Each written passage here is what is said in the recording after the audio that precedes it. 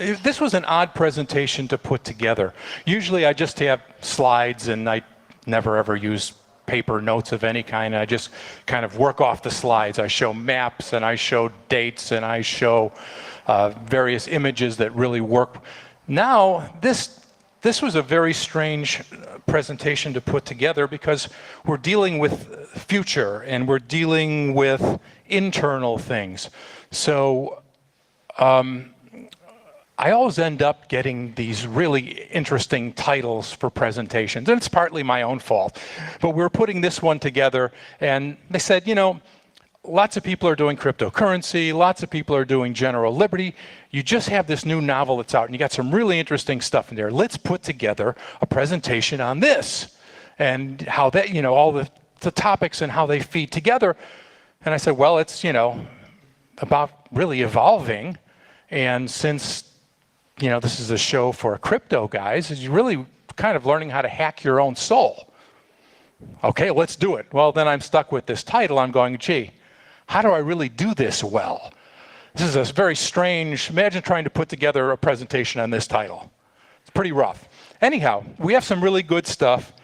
So I'll just start with this. If I were to ask everyone in this room, and if I said to you, I want you to grok this, how many would know what I mean? Okay, not too many. So I'm going to give you an intro to hippiedom. Okay? Back in the 60s, there was a book called Stranger in a Strange Land.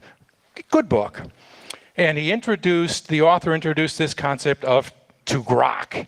And it's a sci-fi book, so it comes from the Martian language.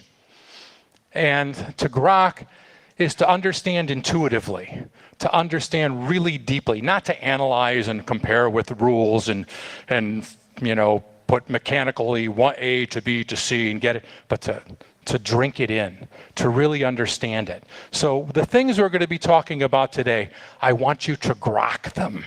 I want you to just turn off the analysis program and just understand, because I'm going to talk about some really interesting and different stuff. So turn off the analysis program, turn it back on tomorrow. And if you think I'm right or if you think I'm wrong, that's fine by me. But I want you to really drink this in and understand what I'm trying to say before you jump to the analysis routines. You know, Aristotle made this really interesting comment at one point. He says, the mark of an educated mind is to be able to retain a concept without agreeing with it. And that's the same idea I'm getting at. I want you to just take it in and understand the arguments that I'm making. Don't get worried about semantics. I use the word soul just because I don't have any better word to use. You know, sometimes that word gets kind of religiously murky, but I don't really have a better one. What are you going to say? The inner man, your core, the old Greeks had a word called nous, which was a pretty good one. So get the concept, not the container, all right? All right, what we're talking about today is actual evolution. What happens when you bring up this word evolution is people, they snap to these routines that I got. If you're, let's say, certain type of religious person, you maybe think evolution, you know, bad, I don't want it, nothing, you know, deny it, I don't even bother reading it to find out what's in there, it's just wrong. Or if you're some of these people that grab onto evolution, they use it as a weapon to slap the people they disagree with. I don't want to do either thing. I want to talk about actual evolution. I want to talk about actual humans actually becoming better, changing for the good. And the funny thing is, when you talk about that, people kind of tend to freak out. The people who promote the theory often don't like the idea of actual humans getting better. Anyhow, so this is what we're going to talk about. One of the things that you find out when you study this stuff is humans are actually more evolved than they would appear. And what I mean is this.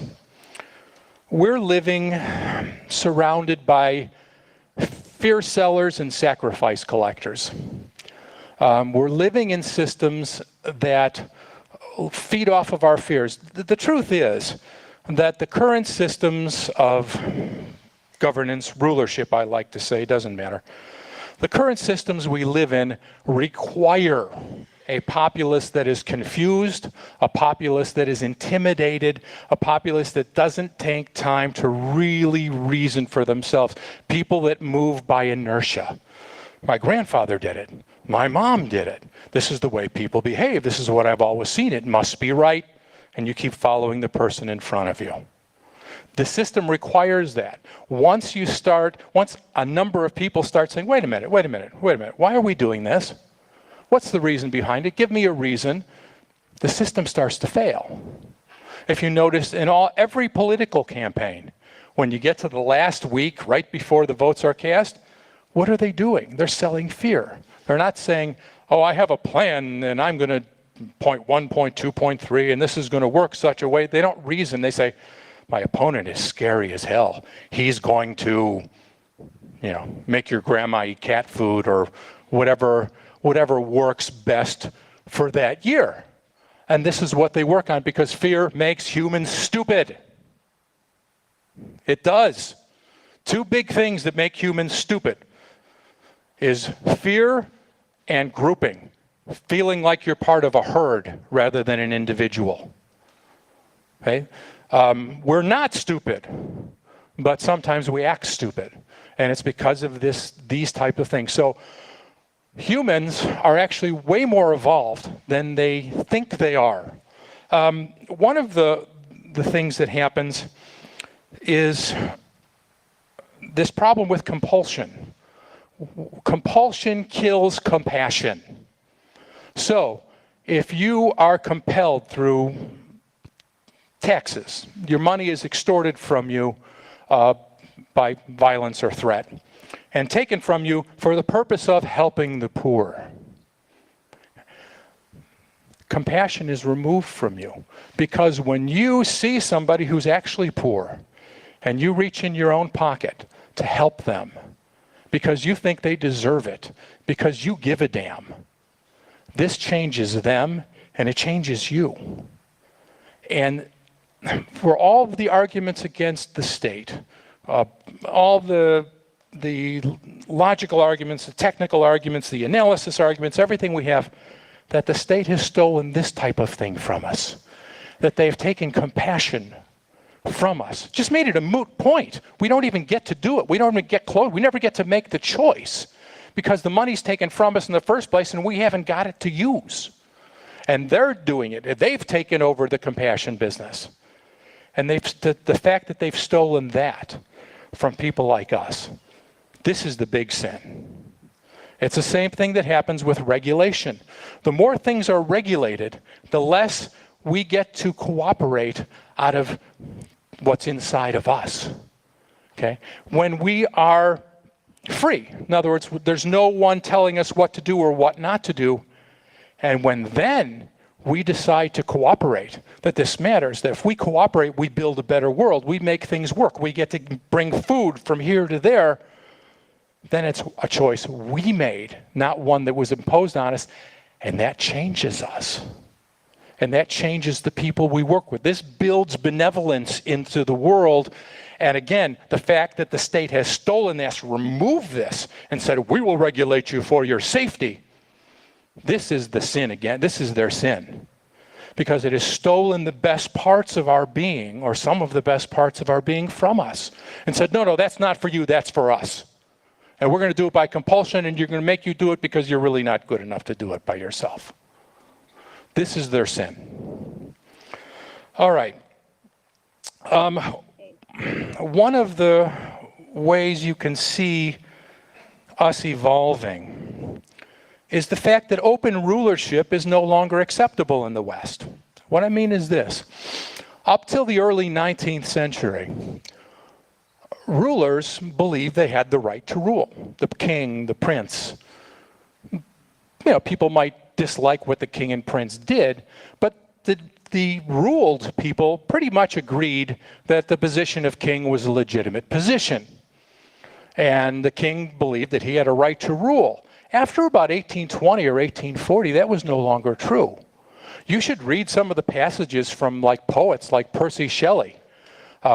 Wonderful passages of how they're rejecting this. The king is just another, in Chicago language say schmuck. He's just another schmuck like the rest of us. And why are people building him all these grand palaces when they need that money for themselves? They live in a hovel. And why should they build this grand palace for this guy who does nothing of his own? And this poor man who's doing it lives in a hovel. This is wrong. And this is what was going on in Europe in the 1820s, 1830s, 1840s. There was the American Revolution in the 1770s. There was the French Revolution in the 1790s. Those were, big dramatic events. But in most of Europe, 1820, 1830, 1848, there were a whole rash of revolutions that went all across the continent.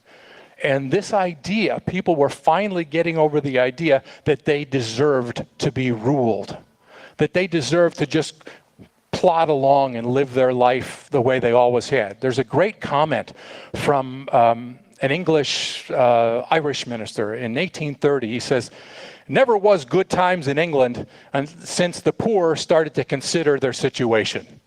He says, before then, they jogged along with as little reflection as horses. So when people began to get out of this situation where they thought it was their role in life to be ruled, they said, well, we want to rule ourselves.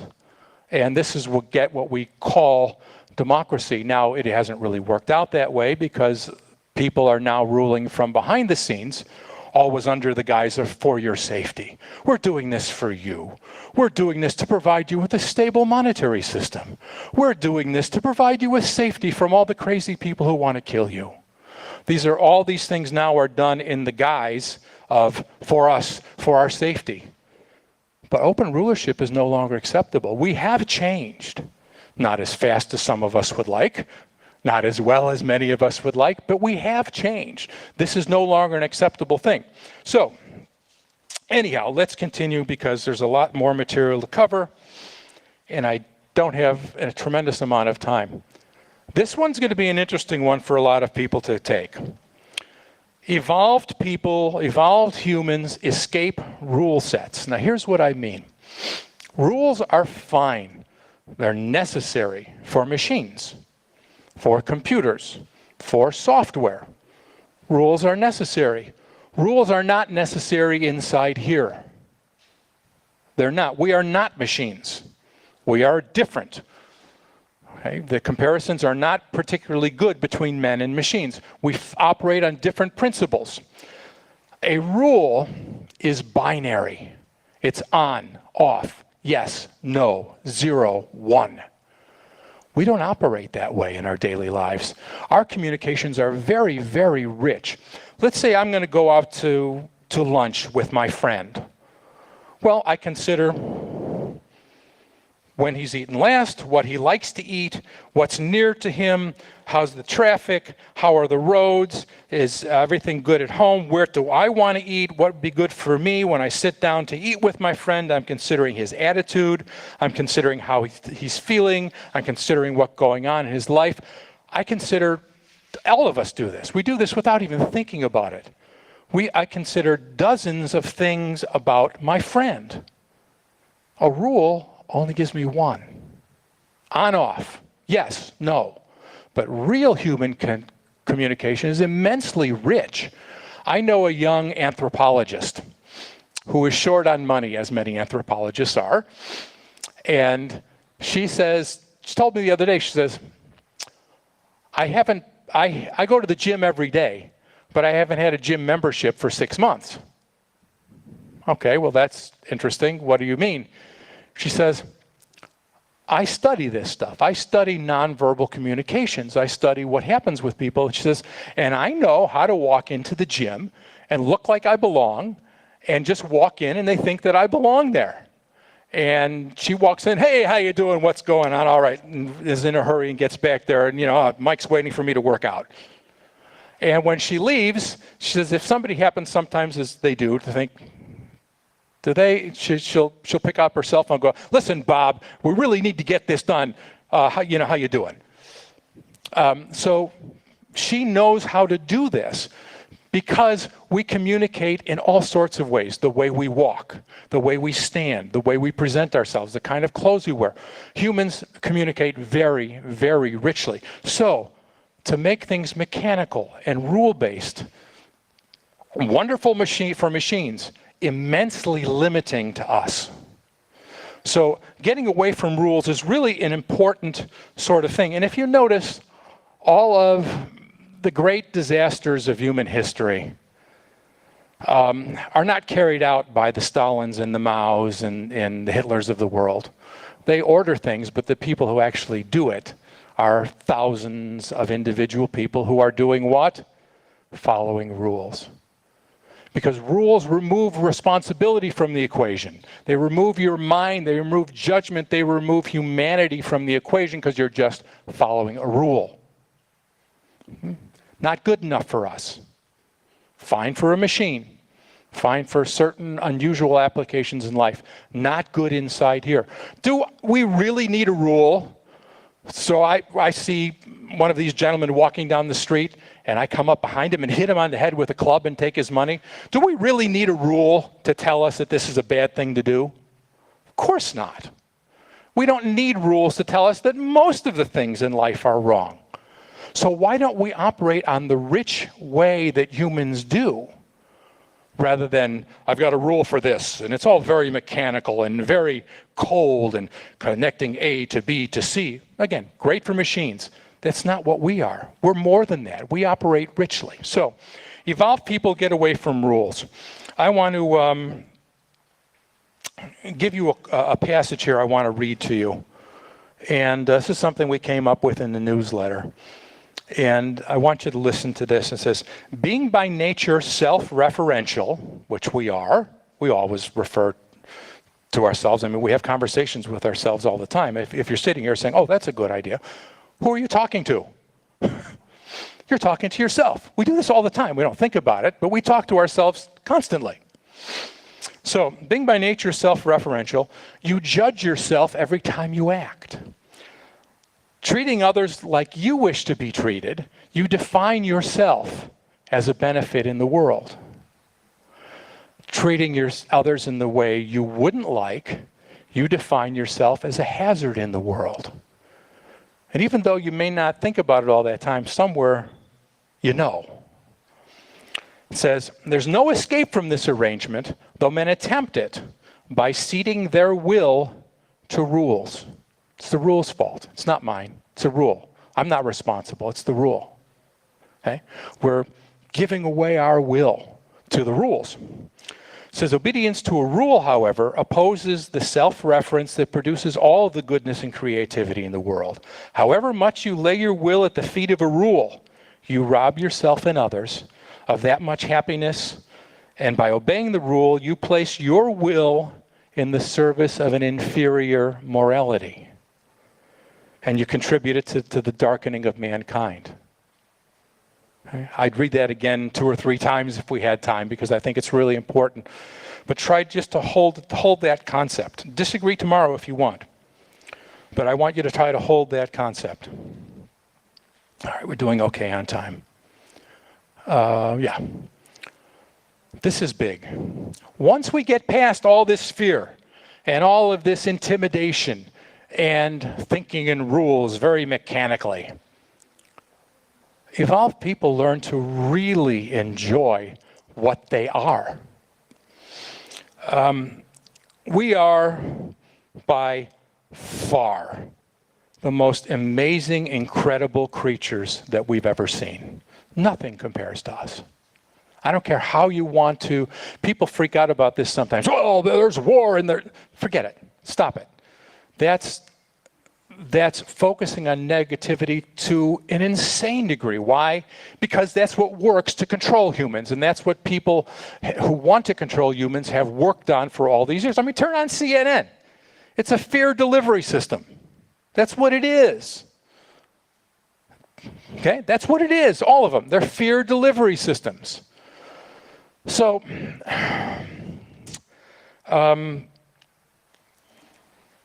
fear degrades us, and we shouldn't do that anymore. Think about all the things we're afraid of. Terrorists and whatever, all the things that are, that you're going to get killed and shot and everything else. How much actual violence do we actually have to deal with in our daily lives? What's the percentage? I mean, what's a real percentage of the hours of your life? How many hours have you had to deal with actual violence? 0.001%? 0.01%? 1%? Almost never. Almost never. Now, look, it's a messed up world. It does happen on occasion, and hopefully you're prepared for it and you do okay.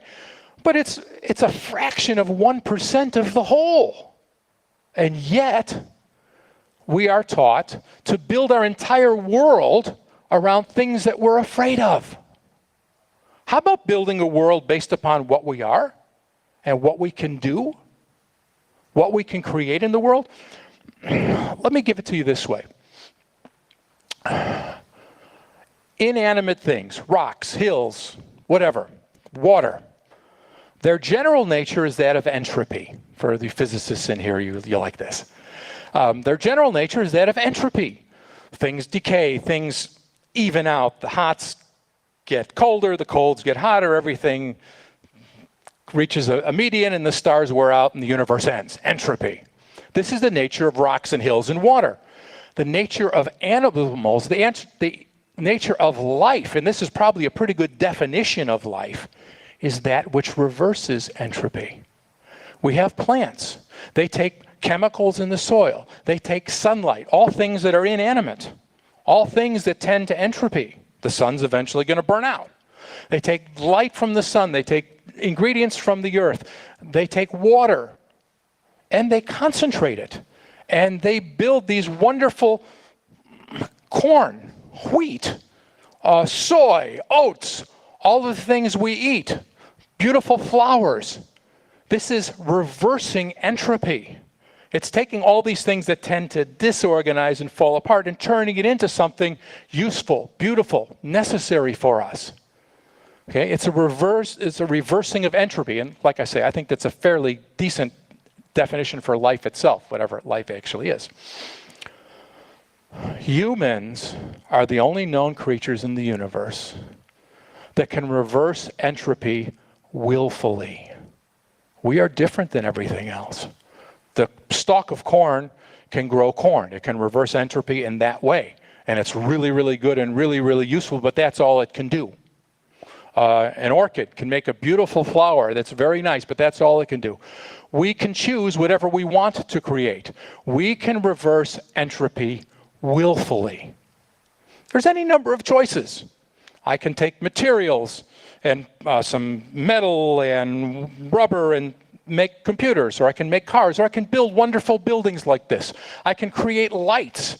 I can create heating and cooling systems that set us free from drudgery. We've done all these things. We are the most amazing creatures that we've ever seen anywhere. Hopefully there's something better out in the universe somewhere that we can learn from, but we're it. We are way better. So when all the negativity involves that much of human life, and we are way better than anything else we can see. We have a right to exist. We don't have to earn it. We have it by our nature because we can reverse entropy willfully. We're magic in the universe. Do you understand? We are magic in the universe. I know most of us walk around most of the time with a highly cultivated sense of inferiority. We walk down the street and say, oh, that guy's taller than I am. Oh, he's richer. Yeah, well, you know, that one's prettier than me. Whatever. We do this, but we shouldn't.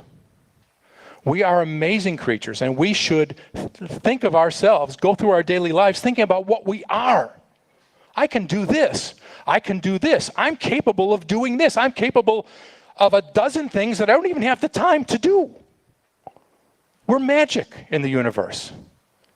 And we need to think of ourselves that way. And when we do, we stop arranging our lives built upon what we fear, which comprises a fraction of 1% of our lives, and start building our lives around what we are, what we can do, which comprises the vast majority of our lives.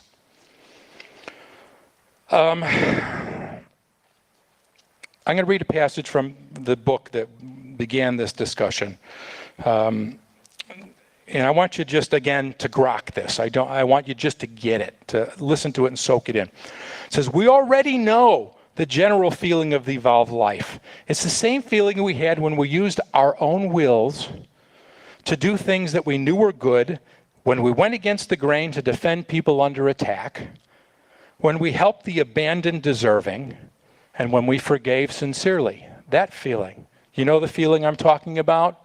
When somebody is being treated badly and it's wrong, and everyone else is doing it, and you gather up your courage and say, wait. This is not right. I know there's 50 of you and there's only one of me. But this guy, he didn't do anything wrong. You're treating him unfairly. Do you know that feeling when you get done? It's a good feeling. When you forgive somebody sincerely and get rid of the bitterness that's in you. This is what we're built for. Okay? Said, we get a euphoric satisfaction from those experiences, and what we haven't realized, however, is that they were the actual integration of life into the world. The insertion of life into the universe by the action of our own wills. Okay?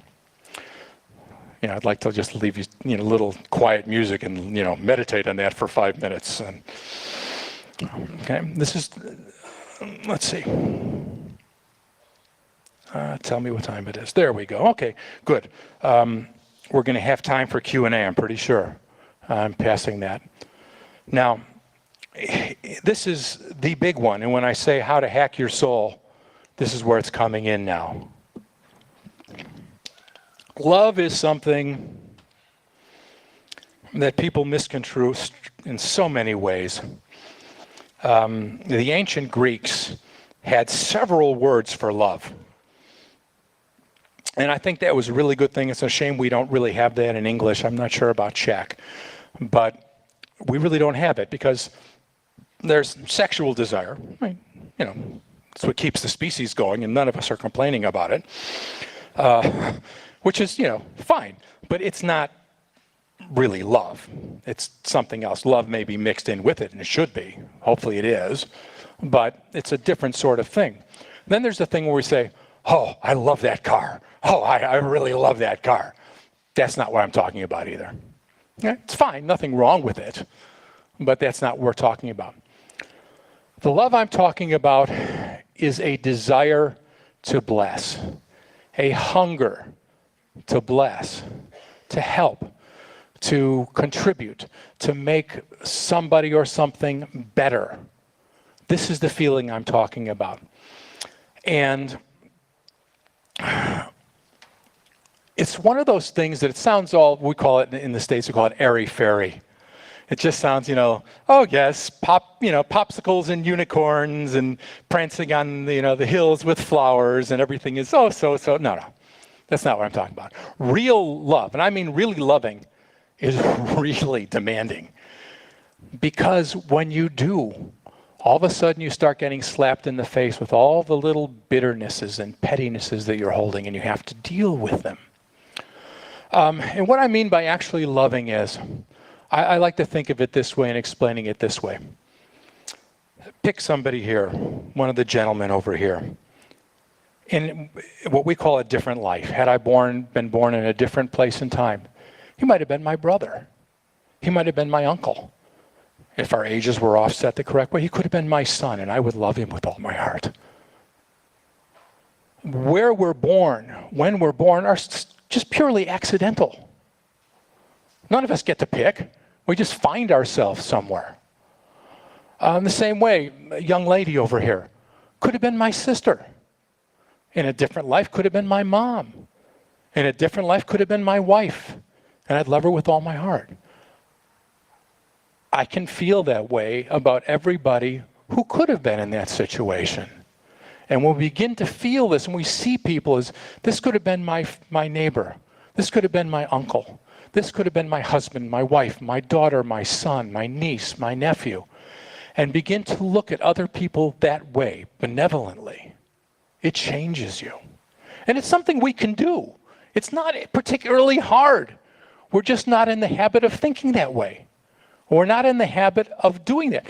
I suggest at some point you find yourself a nice little spot. A train station's a great place. and get yourself a coffee or whatever you like to drink. And just sit there and try to meditate on this. And watch the people walking by. That could have been my sister. And look at her. You can't do it perfectly, but try to see what's important to this person. How are they living their life? What do they care about? What's bothering them? What are they happy about? And just pick them. And it's not hard. We just never do it. And we're fully capable of doing it. So this is what I'm talking about, actually loving. Not some advanced concept, and it's very hard. And I'll give you an example of the depth of this difficulty. I don't like picking on Christians because a lot of people do these days, and I find it barbaric. But I'll pick on them this time because it makes a good example. I have a lot of dear friends that are very serious Christians, and you have this conversation with them and you say, in the New Testament, there are all these passages where they talk about love, walking in love, love one another. Jesus says, you have all these commandments that you've heard about, but I have one.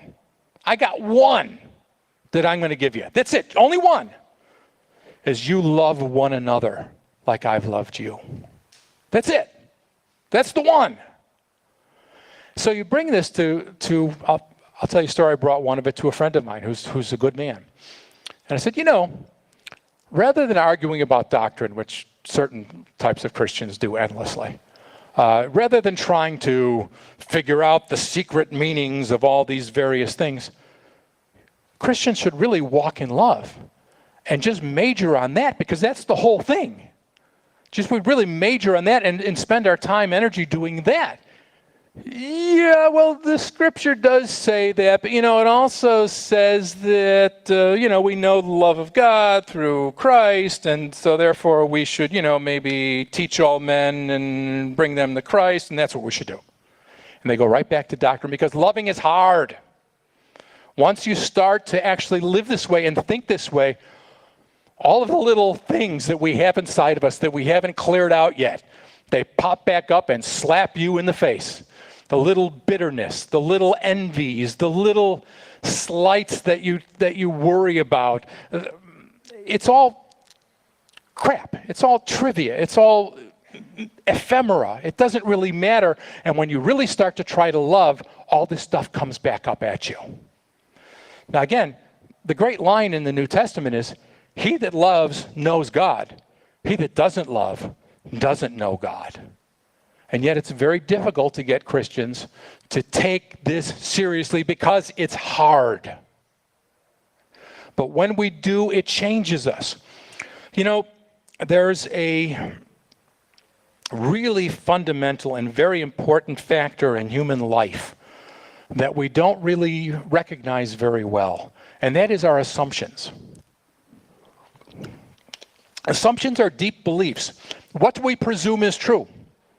What do we just kind of take for granted inside of our hearts, if you will? What's right and what's wrong? Is this right? Is this wrong? We don't really analyze it. We don't come to a reasoned conclusion. We just, I'm this kind of person. I'm this kind of person. I don't do that. I do this. I assume that the people will behave a certain way. The world is a certain way. A lot of people assume the world is all very dark, and they can't get past that. Even if you give them chapter and verse and everything else, they can't get past it because they assume it, and they've assumed it for too long. These assumptions, the deep beliefs that we rarely consider, think of them as like a crucible in which our thoughts form. They color everything we think. They color everything we believe, and we very seldom examine them. Now here's the thing. I'm going to read you a passage, from this book we began on. And this is a passage that's set 200-300 years in our future. And again, I want you to grok this. I want you just to soak it in and think about it. It says, "It began to dawn upon them that love had been the simple path to human development, that had been with them the whole time. And they found one way after another to misconstrue it, to overlook it. They had confused love with sex and misconstrued it as various hungers. And so their minds detoured around what it actually was, a desire to bless, a hunger to bless. The desire to bless had been the path to improvement that didn't require a blazing intellect, that didn't require endless hours of study and painful displays of devotion. Authentic love acted directly upon the human core and upgraded it naturally. But they had missed that fact, and it took them some time to accept it. Soon enough, however, they understood what it was about love that made this true, that it carried inside of itself the most potent of assumptions. The desire to bless assumes that we are able to bless. So, assumptions, things we take for granted, could either set walls around their core, their heart, their soul, however we describe this, or else they could draw upon it. Okay? By assuming the ability to bless, they triggered authentic development from the inside out. Love, even ignoring the other virtues it created, would have grown humanity out of darkness long before, simply because of this assumption, and had been available equally to all of them. And they hadn't seen it. So I will close here. Thank you very, very much, and I know we have time for Q&A.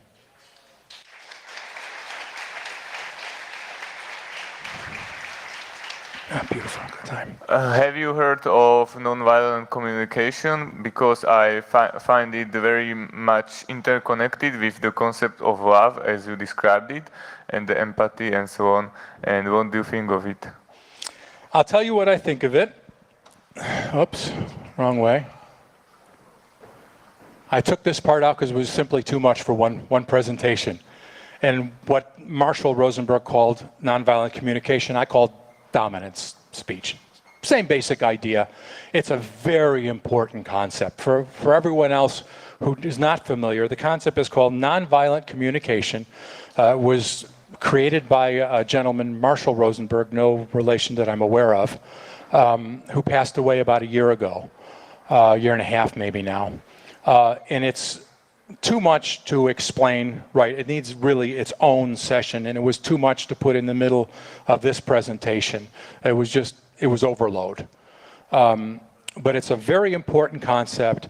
To be very brief, we have learned through time, and mostly by being dominated, rulers of whatever type, large institutions that dominate the way we behave, we've been taught to not pay attention to things we need and to skip right past them.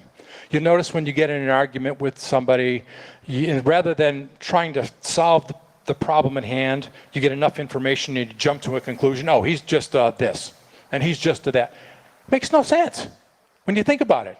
We're jumping right past the conclusion. We're jumping right past fixing the situation. We're calling the other guy an ass. And what he's going to do is call you an ass. And pretty soon you're arguing about what each other, well, you're this, you're that.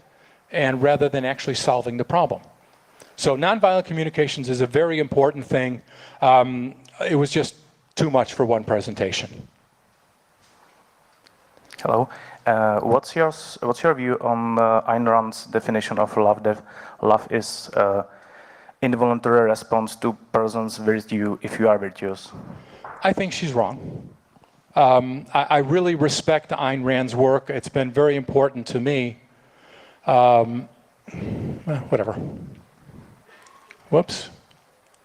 There. I was going to put that up. That's the book this stuff came from. Ayn Rand was very important to me, but I think she had emotional limitations. She had wounds, and they affected some of the things she wrote. And a lot of the things where I think I disagree with her, there is some point there that she has. I mean, she was a very bright and thoughtful person. And when you get bright and thoughtful humans trying, they almost always come up with good stuff. So I don't think of love that way. I think love is something that comes out of our core. And it's, again, on this assumption that we are able. I think it's, as I say, a desire to bless. That's the way I look at it.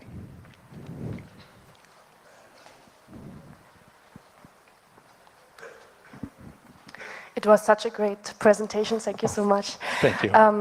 What do you think of natural law? Did you hear about it? Yeah, I know.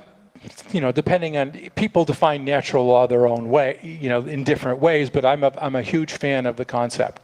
I don't know how it's done in Europe, but in the United States, in the English law system, we have this concept of negative rights and positive rights, and I don't want to explain the whole thing, but the one that I prefer is where you say humans should be free to do whatever they want so long as they don't hurt anybody else.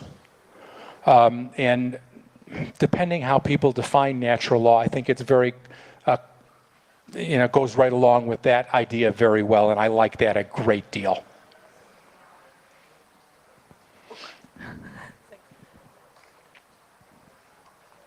Okay, I have a question if no one else has. So every path starts with a first step. What do you think is a first step that people can take towards this evolution that we don't usually take?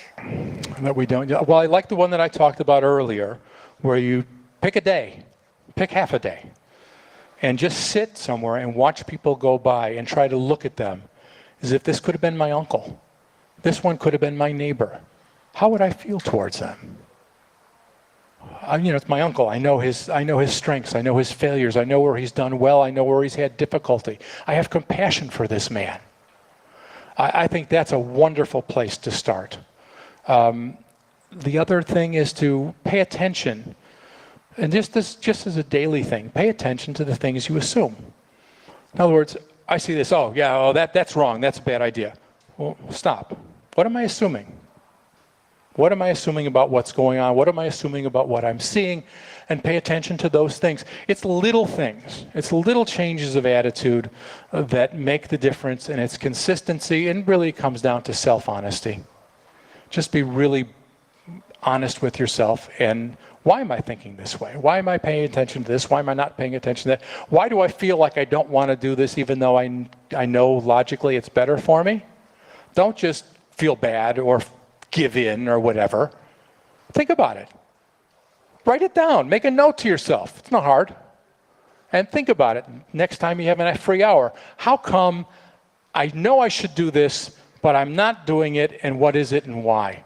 And come up with answers. And so long as you do that, even if you come up with wrong answers, at least you've got the process going of knowing how to analyze yourself and finding out your weaknesses, finding out your strengths, and doing something about them. It's not hard. Any other questions? Hi, and thank you.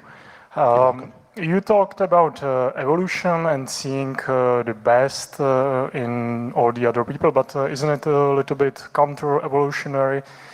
Because people tend to look out for the dangers, for the threats. That's why the bad news attract, and that's why the media put these kind of news first. So do you see any chance like this becoming like the major mindset for the people, because it's counterintuitive for them, I guess? Well, it's counterintuitive for many people. Part of the reason, a large part of the reason it's counterintuitive is because we are totally surrounded. I use this descriptively, and I say we live in a fear soup. And we do. We're just entirely surrounded by fear. So that a friend of mine, friend of your eyes too, says we get good at what we practice. And we practice being afraid. We practice being intimidated. Now, it is true, it's a human weakness. It's kind of a primate level thing to see fears. We double react to fears. If you check the cortisol levels, and it's complicated. But we overreact to fears. Well, bad luck. Here we are. We overreact to fears. Well, that sucks. But I've got a mind. I've got a will. I can train myself. I can pay attention. I can notice when I'm overreacting to fear and move beyond it. It's not particularly natural for humans to get along. If we just go on basic body level instincts, I want more, I want stuff, you got stuff, maybe I should take it from you. Presumably, if evolutionary theory is correct, that's where we were at one time, but we learned not to do it even though we had instincts that told us to do it. So here we have hundreds of people. How many are hitting each other on the head and taking the other guy's money? None. None. If we do this for 100 years, maybe there'll be a couple instances of crazy guys who get in. But that's it. So we've learned how to evolve past that. And just getting past fear is just another thing we're going to have to do. And it's going to be hard. We just have to do it.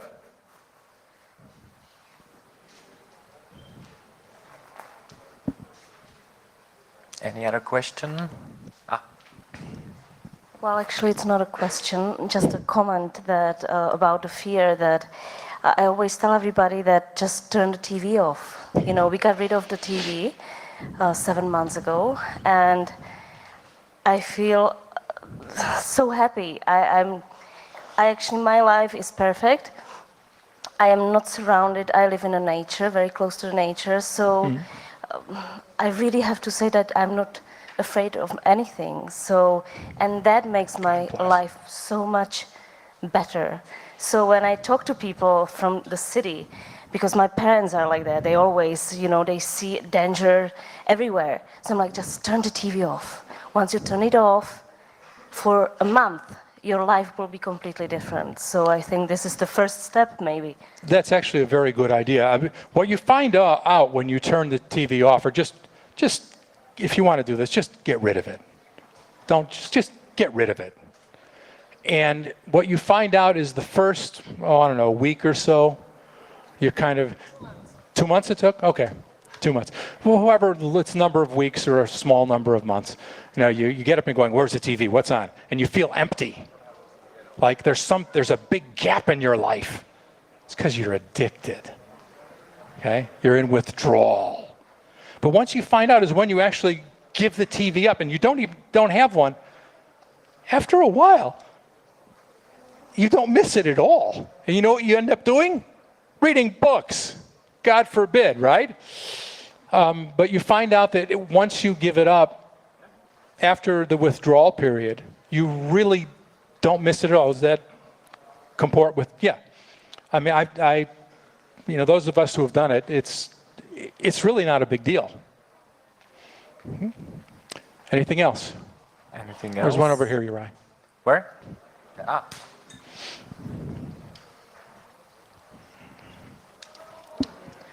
With all the knowledge you have now, what did you change in your life, or how do you live now? Oh boy. Wow. I have arranged my life as best I can. None of us can, you know, pull it off perfectly. But I'm very grateful that I've been able to arrange my life primarily around things that I love.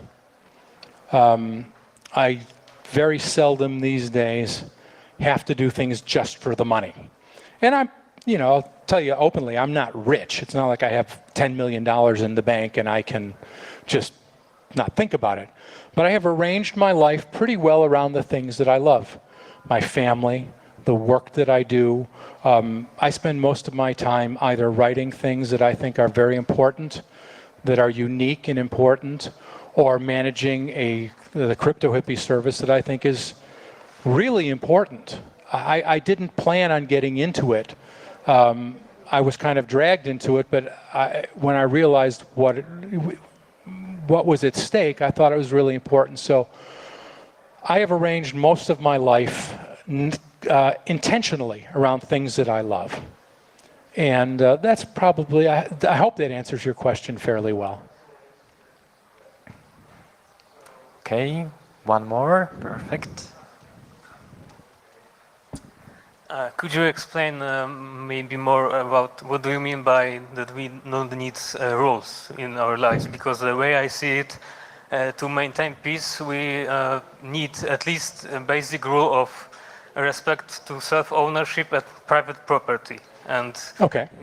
So elaborate on that. Like I say, this is a tough one to grok.